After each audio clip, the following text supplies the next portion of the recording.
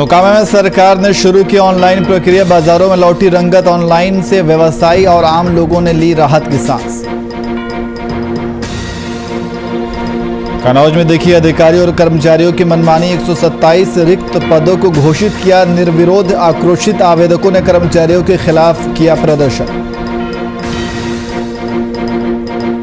मुंगेर में देखी स्वास्थ्य केंद्रों की बदहाली, अस्पताल प्रबंधन की लापरवाही की भेंट चढ़ा आईसीयू। जमीन पर लेट रहे मरीजों के परिजन।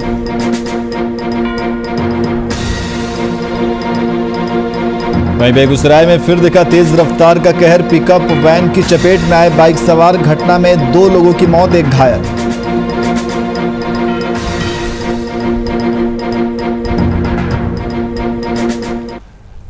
नमस्कार, मैं नियाज खान और आप देख रहे हैं वीआईपी न्यूज। खबरों में आगे बढ़ेंगे, लेकिन इससे पहले इस वक्त एक बड़ी खबर आ रही है। आपको बता दें कि इस वक्त बड़ी खबर जालौन से, जहां फर्जी बिल वाउचर से हो रहा लाखों का भुगतान। इस वक्त की बड़ी खबर आपको बता रहे हैं, जहां 20% राशि लेकर फॉर्म ऑनर करवा रहे हैं भुगतान। तो फर्जी बिल वाउचर से हो रहा लाखों का भुगतान, इस वक्त की बड़ी खबर आपको बता रहे हैं। ब्लॉक के जिम्मेदारों की भूमिका भी संदिग्ध इसमें बताई जा रही है। और गांव के सौंदर्यीकरण के लिए निकाले गए हैं 13 लाख। तो जालौन से इस वक्त की बड़ी खबर, फर्जी बिल वाउचर से हो रहा लाखों का भुगतान। और इसी खबर पर अधिक जानकारी के लिए हमारे संवाददाता नीलेंद्र रजावत हमारे साथ फोन लाइन पे मौजूद हैं। नीलेंद्र, फर्जी वाउचर से लाखों के भुगतान का मामला सामने आ रहा है, क्या कुछ जानकारी है? निहाल, आपको बता दें, ये सारा मामला जनपद जालौन की विकासखंड माधोगढ़ का है, जहां पर ग्राम प्रधानों के कार्यकाल समाप्त हो जाने के बाद जब डोंगल लगाने का अधिकार एडीओ पंचायत और ग्राम पंचायत अधिकारी को हुआ, तो इन दोनों ही अधिकारियों ने मिलकर के जो शासन की धनराशि है उसका बंदरबाट करना शुरू कर दिया। ऐसा ही मामला प्रकाश में आया है विकासखंड माधोगढ़ की ग्राम पंचायत गोपालपुरा में, जहां सिर्फ विद्यालय की रंगाई पुताई के लिए 13 लाख रुपए के फर्जी बिल वाउचर लगा करके उनका भुगतान कर लिया गया है। वहीं इस पूरे मामले में जिलाधिकारी को अवगत करा दिया गया है और देखना ही है कि जिला स्तर से इस प्रकरण में क्या कार्रवाई होती है। जी बहुत बहुत शुक्रिया तमाम जानकारी के लिए।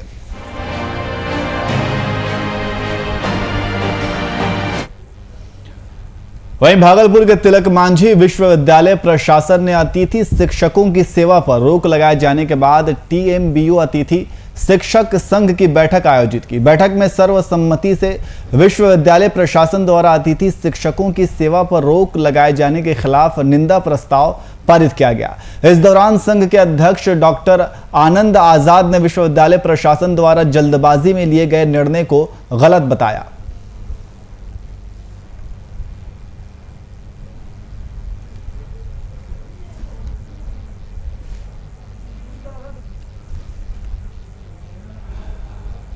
और औरंगाबाद के दाऊद नगर में प्राथमिक स्वास्थ्य केंद्र को मरम्मती होने तक अनुमंडल अस्पताल में स्थानांतरित किए जाने के खिलाफ नगर परिषद द्वारा जिला पदाधिकारी को पत्र लिखने की बात कही गई।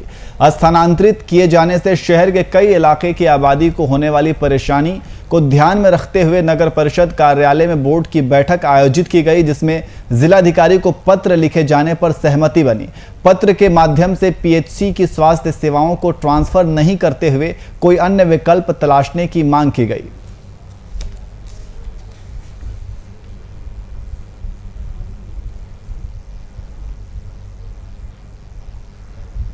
कि वाकई में छत वगैरह की स्थिति सही नहीं है, लेकिन ये स्थिति पहुंचने से पहले ही रोगी कल्याण समिति के माध्यम से या पत्राचार करके जिला पदाधिकारी एवं सीएस या बिहार सरकार के कुछ फंड की व्यवस्था करके जो छत खराब स्थिति में पहुंच गया उसके पहले ही उसका रिपेयरिंग हो जाना चाहिए था।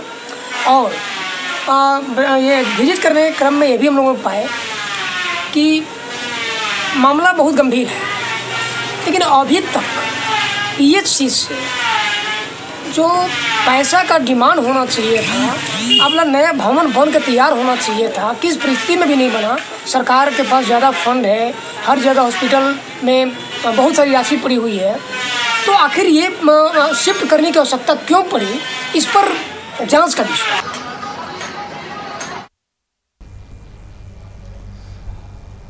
वहीं भागलपुर में बीते दिन अखिल भारतीय यादव महासभा बिहार की बैठक संपन्न हुई। बैठक की अध्यक्षता बिहार के प्रदेश अध्यक्ष रोशन यादव ने की। इस बैठक में यादव समाज को शिक्षा की ओर जागृत करने पर जोर दिया गया और साथ ही संगठन का विस्तार करते हुए रणवीर यादव को प्रदेश उपाध्यक्ष पद पर मनोनीत किया गया। वहीं भागलपुर जिला अध्यक्ष पद का प्रभार मनीष यादव को सौंपा गया।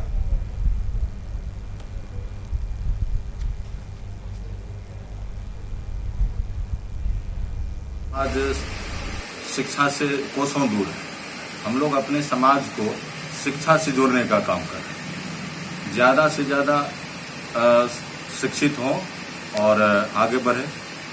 क्या कारण रहा आज़ादी कितने सालों बाद भी आप लोग पीछे हैं, क्यों? शिक्षा व्यवस्था सही नहीं रहा, इस उद्देश्य से भी हम लोग पीछे रहे और अभी भी शिक्षा व्यवस्था समाज में उचित नहीं मिल रहा है, इसीलिए हम लोग पीछे हैं।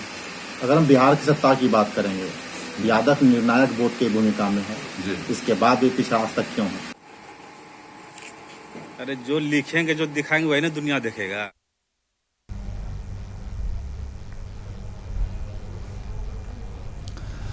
और कानपुर में भीषण सड़क हादसे में 16 लोगों की मौत हो गई, जबकि आधा दर्जन लोगों के घायल होने की सूचना है। घटना जनपद के संचेडी इलाके की है, जहां मिनी बस और एक अन्य वाहन में हुए जोरदार टक्कर से यह दुर्घटना हुई।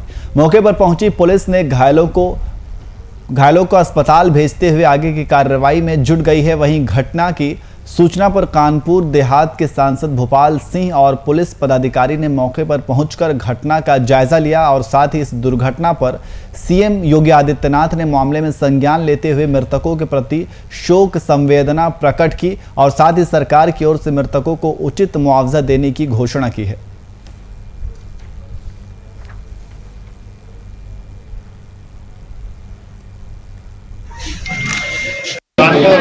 पहले इलाज हो रहा है और ये बेहतर यहाँ तक कराया जा रहा है। सर, बस कहाँ से कहाँ जा रही थी और जो लोडर में लोग सवार थे वो कौन लोग हैं? देखिए, अभी जो जानकारी मिली है उसके अनुसार बस लखनऊ की तरफ से आ रही थी और दिल्ली की तरफ जा रही थी और सामने से जो एक ऑटो था उससे आमने सामने की टक्कर भी है। अभी तक की जो जानकारी हम लोग को मिली है, एक प्राइवेट बस वो नाव से गुजरात जा रही थी, कुछ मज़दूरों को कर्मियों को लेकर के। इस बस की एक बहुत ज़ोरदार टक्कर हुई टेम्पो के साथ में, जिस टेम्पो में स्थानीय सवारियां कुछ जा रही थी। ये कानपुर आउटर जनपद में सचेंडी थाना क्षेत्र है, किसान नगर ब्रिटानिया फैक्ट्री के पास में ये घटना हुई। ज़्यादातर जो लोग टेम्पो में सवार थे उनको गंभीर चोटें लगी हैं और अभी तक 16 लोगों की दुर्भाग्य से मृत्यु होने की पुष्टि है। देखिए, घटना दुखद है और मैं स्वयं घटना स्थल से ही आ रहा हूँ। मैं कहीं था बिजनू क्षेत्र में जानकारी हुई तो मैं वहाँ पहुँच गया था। घटना के ठीक 20-25 मिनट बाद में पहुँच गया था और तमाम गाड़ियों से जो डेड बॉडी है उनको भेजा गया। अब जिम्मेदारी ये है कि जो मृतक हुए उनके प्रति संवेदना है, लेकिन जो घायल हैं उनको हम कैसे बचाएं, ये पहला काम है, इसलिए उनको भेजा गया। और जो लोग अभी भी हैं गाड़ी में, गाड़ी पलट गई है बस काफ़ी दूर जाकर के, वहाँ से करीब 10 मीटर दूर पलटी है। और इसी खबर पर अधिक जानकारी के लिए हमारे संवाददाता कमर आलम हमारे साथ फोन लाइन पे मौजूद हैं। कमर, सड़क दुर्घटना की घटना घटी है, क्या कुछ जानकारी है? सर, कल एक ट्रक की टक्कर हुई है जिसमें 16 लोगों की मौत हो चुकी है जी। इस पर सीएम ने संज्ञान लेते हुए अधिकारियों को तत्काल मौके पर पहुंचने के आदेश दिए थे, जिस पर अधिकारियों ने मौके पर पहुंचकर स्थिति का जायजा लिया है और सभी की उपचार हेतु अस्पतालों में भर्ती कराया है। इसी के साथ ही सीएम महोदय ने सभी परिजनों को 2-2 लाख रुपए के मुआवजे की भी बात कही है। जी जी, बहुत बहुत शुक्रिया तमाम जानकारी के लिए।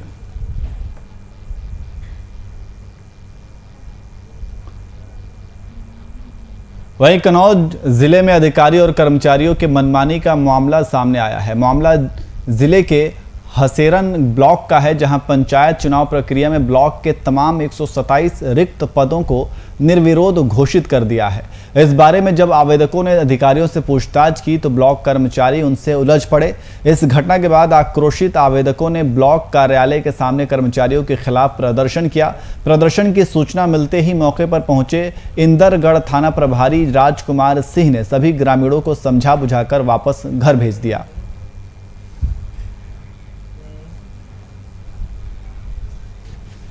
हमने आरडीओ साहब से पूछा कि सर हमारे लोगों को सदस्य में पर्चा पड़ा था, वो इन्होंने निरस्त करवा दिया है विरोध पार्टी ने।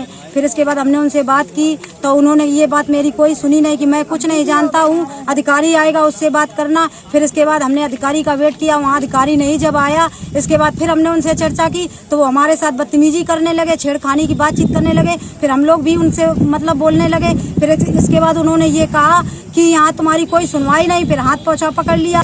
बताया गया था कि जब कल हम यहाँ आए थे और शाम तक रहे थे 7:30 बजे तक, तब बोला कि आज नहीं चिन्ह मिलेंगे, कल मिलेंगे। और आज जब आए तो मालूम चला कि हमारा खारिज कर दिया गया पर्चा। हाँ। हमारे संवाददाता ज्ञानेंद्र दुबे हमारे साथ फोनलाइन पे मौजूद हैं। ज्ञानेंद्र, अधिकारियों और कर्मचारियों की मनमानी का मामला सामने आया है, क्या कुछ जानकारी है? जैसा कि पूरा मामला कन्नौज के ग्राम पंचायत सदस्यों के द्वारा आरोप लगाया गया है कि ग्राम अधिकारियों की मिलीभगत से मुख्यालय पर पंचायत चुनाव प्रक्रिया में धांधली की गई है। जी भाई 127 सभी पर निर्विरोध घोषित कर दिए गए, जबकि आवेदनकर्ता ब्लॉक के चक्कर काटते रहे, अधिकारियों ने एक ना सुनी। जी ज्ञानेंद्र, बहुत बहुत शुक्रिया तमाम जानकारी के लिए।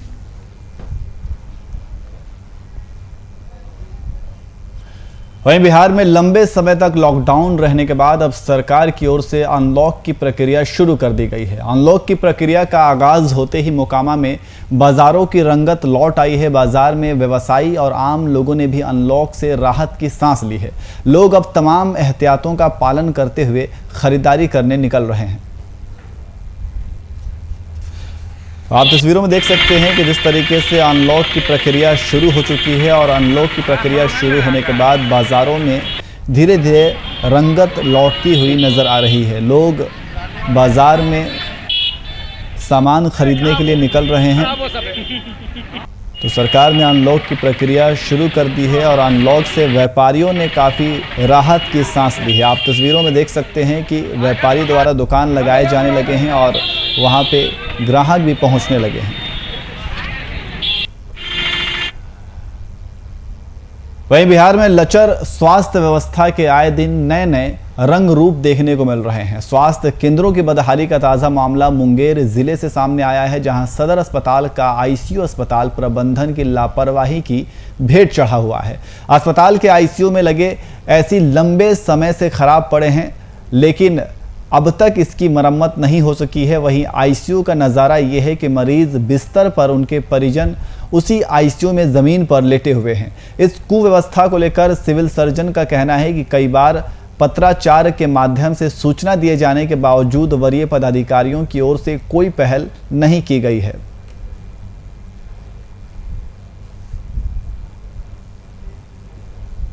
एसी बहुत दिन से बंद ही है। अच्छा, लिख के दिया गया है।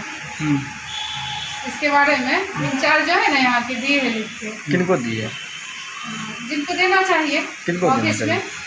तो एसी बंद है तो कैसे आपका आईसीयू कैसे चलता होगा? आईसीयू बस चल रहा है। सर अपना आईसीयू ही आपका बीमार है, एसी नहीं चल रहा है सर। लोग ठीक है, एसी अभी बात हुई, एसी 2 दिन पहले ठीक कराया गया है। फिर कोई आदमी उसका तार वगैरह खींच दिया है जिससे एसी नहीं चल रहा है। अभी हम उससे बोले हैं मैनेजर को कि अभी उसको एसी को ठीक करावे और जल्दी उसको ठीक करा लिया जाएगा। सर वहाँ पर गार्ड की भी कमी है, लोग ऐसे ही बैठे। मैनेजर को उस पर ध्यान देने के लिए।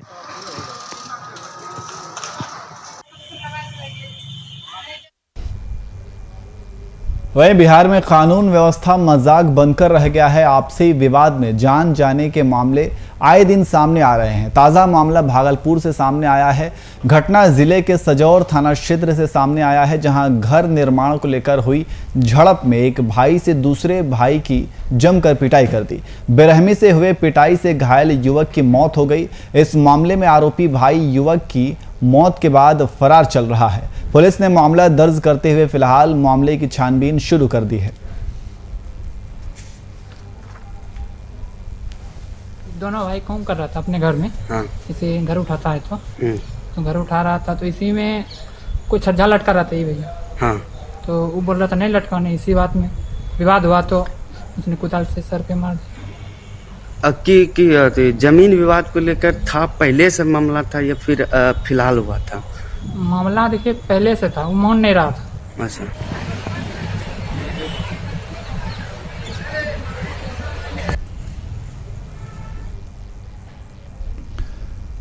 वहीं बेगूसराय में एक बार फिर तेज रफ्तार का कहर देखने को मिला। जिले के फुलवरिया थाना इलाके में तेज रफ्तार पिकअप वैन की चपेट में आने से बाइक सवार 3 लोगों की मौत हो गई। हादसे में मृतकों की पहचान तेघड़ा थाना क्षेत्र के निवासियों के रूप में हुई है। इस दुर्घटना में 2 लोगों की मौत मौके पर ही हो गई, जबकि तीसरे घायल युवक की मौत अस्पताल में इलाज के दौरान हुई।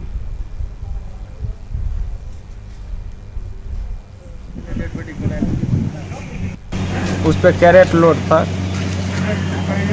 आम लादने के लिए कहीं जा रहा था। तो घटना के बाद, घटना की सूचना मिलने के बाद पुलिस जाके खदेड़ के पकड़ी है? पुलिस पकड़ी है। कुछ बाइक वाले इधर से दुर्घटना की जगह से और जो देखे थे उसको वहाँ पुलिस को बता के वहाँ पे सब मिल पकड़ा। आपस में कोई 3 रिश्तेदार भी हैं? चचा लगेगा। कौन चाचा भतीजा है? नाम? मोगल और संतोष दोनों चाचा भतीजा था। मोगल का उर्फ नाम भी है? हाँ, रंजीत कुमार। रंजीत और संतोष। तीनों एक ही मोहल्ला के हैं? तीनों एक ही मोहल्ला।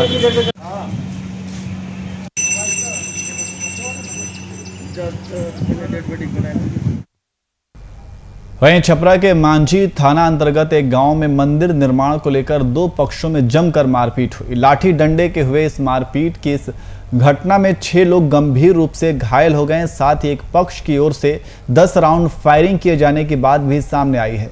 सभी घायलों को इलाज के लिए सदर अस्पताल रेफर कर दिया गया है। इस घटना के बाद पुलिस स्थिति के नियंत्रण के लिए गाँव में कैंपेनिंग कर रही है।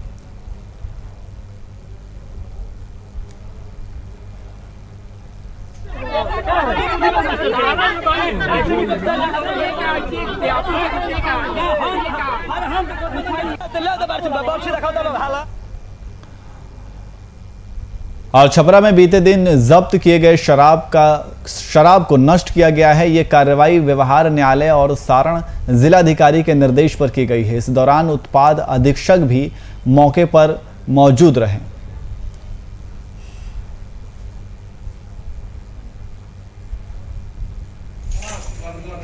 फरवरी और मार्च के महीने में उत्पाद विभाग द्वारा विभिन्न कांडों में जो शराब को जब्त किया गया था, उसे जिला पदाधिकारी के न्यायालय से राजसात कर दिया गया है। तत्पश्चात के विरस्तीकरण का आदेश दिया गया है।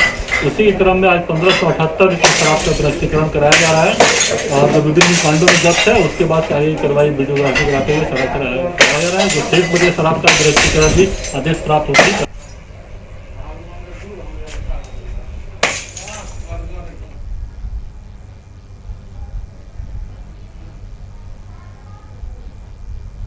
वहीं बिहटा में तेल के अवैध कालाबाजारी को लेकर दानापुर एसडीएम के नेतृत्व में बड़ी कार्रवाई की गई है। इस कार्रवाई के तहत एसडीएम विनोद दुहन ने बिहटा थाना क्षेत्र के मनेर NH 30 मुख्य मार्ग पर तेल काटते हुए 4 टैंकर बरामद किया है।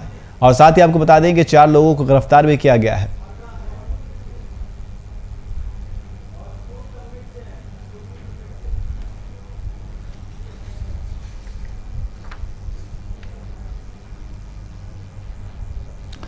और समस्तीपुर जिले का रोसड़ा थाना लगातार सुर्खियों में बना रहता है और अब एक बार फिर से ये थाना लाइमलाइट में आ चुका है। दरअसल इस थाने में तैनात एक SI का 2 दिन पूर्व घूस लेता हुए वीडियो वायरल हुआ था। इस वीडियो के लिए जिले के SP के संज्ञान में आते ही SI पर प्रशासनिक गाज गिरी है। एसआई नारायण सिंह ने फोन के माध्यम से मोटरसाइकिल छोड़ देने के लिए अभियुक्त से 10,000 रुपए की मांग की थी, जिसकी जानकारी पर एसपी ने घटना के सत्यापन के लिए सादे लिबास में 2 व्यक्तियों को वीडियो बनाने के लिए प्रतिनियुक्त किया गया। घटने के सत्यापन के बाद एसपी ने कार्रवाई के तहत आरोपी एसआई को बर्खास्त करते हुए जेल भेज दिया गया।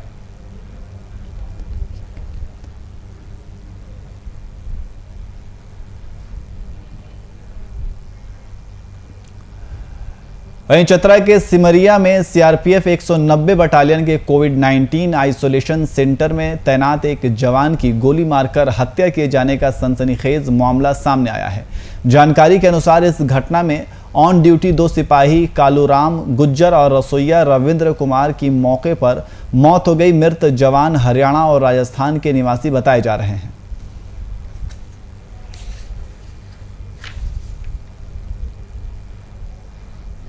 जो सीआरपीएफ 190 बटालियन है उसका कोविड क्वारंटाइन सेंटर जो आईटीआई सिमरिया के बिल्डिंग में संचालित हो रहा था, उसमें करीब 25 लोग सीआरपी के वहाँ मौजूद थे। आज दिन की घटना बताई जा रही है कि एक जवान ने पहले दूसरे जवान पे गोली चलाई, फिर अपने ऊपर गोली चलाई।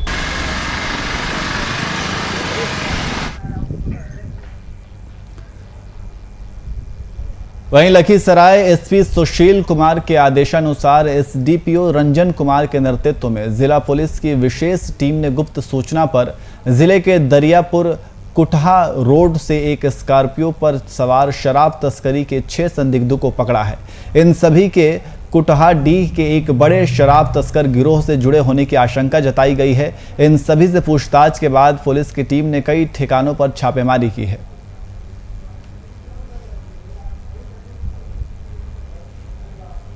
पुलिस अधीक्षक महोदय लखीसराय को सूचना थी कि शराब कारोबारी जो है लगातार कुटहा बढ़ैया थाना क्षेत्र अंतर्गत कुटहा और कुटहा दरियापुर जो एरिया है बाईपास से सटा मतलब एनएच से सटा हुआ, वहाँ शराब की तस्करी मतलब झारखंड स्टेट से लेके आके वहाँ स्टोरेज करते हैं, वहीं से डिस्ट्रीब्यूट करते हैं। इसी क्रम में डीआईओ टीम जो है जिला की वो और सुरगढ़ा थाना अध्यक्ष चंदन कुमार, रामगढ़ थानाध्यक्ष अरविंद और थानाध्यक्ष बढ़ैया धीरेन्द्र पांडे के नेतृत्व में एक टीम बनाया गया और उसी क्रम में एनएच पे ही रात में करीब 1:30 बजे 7 तारीख के रात में 1:30 बजे एक स्कॉर्पियो गाड़ी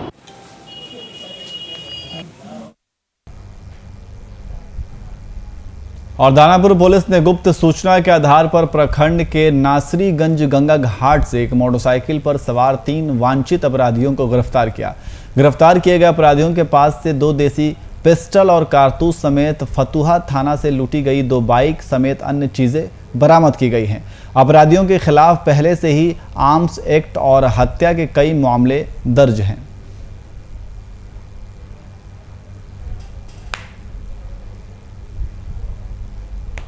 सूचना के आधार पर रात्रि में एक टीम बना करके छापामारी की गई, जिसमें 2 अपराधियों की गिरफ्तारी हुई।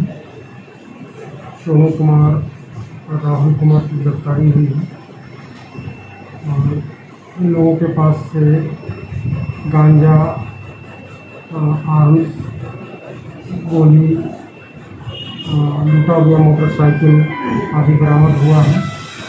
निशानदेही पे पूर्व के घटनाक्रम में यूज मोटरसाइकिल बरामद हुआ है। अभिगत 5455 आज जो लोगों के साथ मोटरसाइकिल बरामद हुई है वो भी की घटना में प्रयुक्त हुआ था और दोनों मोटरसाइकिल फतुहा थाना। वहीं पूर्णिया के कस्बा स्थित MLR महाविद्यालय में 38 वर्षों तक सेवा देने के बाद भी समाजशास्त्र विभाग के नेत्रहीन associate professor doctor Anil Kumar अपने पेंशन से वंचित हैं। रिटायरमेंट के 6 महीने बाद भी पेंशन सेवा शुरू नहीं होने से उनके सामने आर्थिक समस्या आन पड़ी है। मैं डॉक्टर अनिल कुमार, सेवानिवृत्त एसोसिएट प्रोफेसर, यह बताना चाहता हूँ कि पूर्णिया विश्वविद्यालय एक ऐसा विश्वविद्यालय है जहाँ सेवानिवृत्त हुए लोगों को कूड़ा करकट में फेंका हुआ पूरा ही मान लिया जाता है।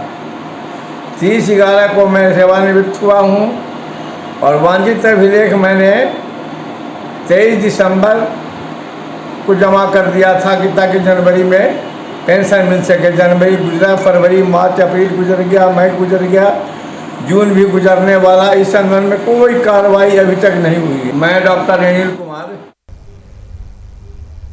फिलहाल बुलेटिन में इतना ही। देश और दुनिया की तमाम खबरों के लिए देखते रहिए VIP न्यूज़। नमस्कार।